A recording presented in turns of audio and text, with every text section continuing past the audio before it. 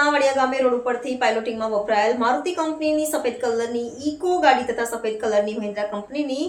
Bolero pickup four wheeler ગાડીમાં લઈ જવાતો કિંમત રૂપિયા 4,30,102 નો ભારતીય બનાવટનો વિદેશી દારૂ તથા ઇકો ગાડી અને બોલેરો પિકઅપ મળી કુલ કિંમત રૂપિયા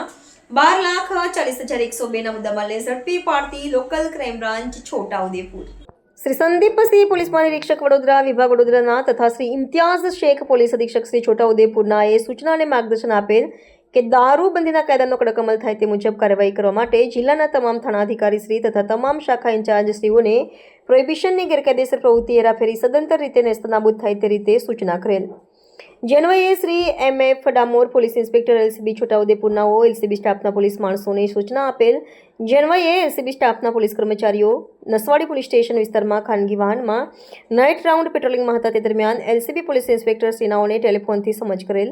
કે એક મારુતિ કંપનીની સફેદ કલરની ઇકો રજિસ્ટર નંબર GJ34H2877 ની ગાડી લઈને એક ઇસમ પાયલોટિંગ કરી તેની પાછળ એક સફેદ કલરની મહિન્દ્રા કલરની બોલેરો પિકઅપ ગાડી લઈને ભારતીય બનાવટનો વગર પરમિટેડ વિદેશ દારૂ ભરી કવાંટ ભાખવાડા નસવાડી થઈને ડભોઈ જનાર છે જે બાતમીના આધારે બાતમીવાળી જગ્યાએ જણાવ્યા મુજબ વર્ણનવાળી બોલેરો પિકઅપ ગાડી આવતા તેને ઊભી રાખવા ઇશારો કરતા તેણે પોતાની ગાડી ઊભી રાખેલ નહીં જેથી તેનો પીછો કરી કોડન કરી ગાડી ઊભી રાખી દીધેલ અને ગાડીનો ચાલક પોતાની ગાડીને રોડની સાઈડમાં મૂકી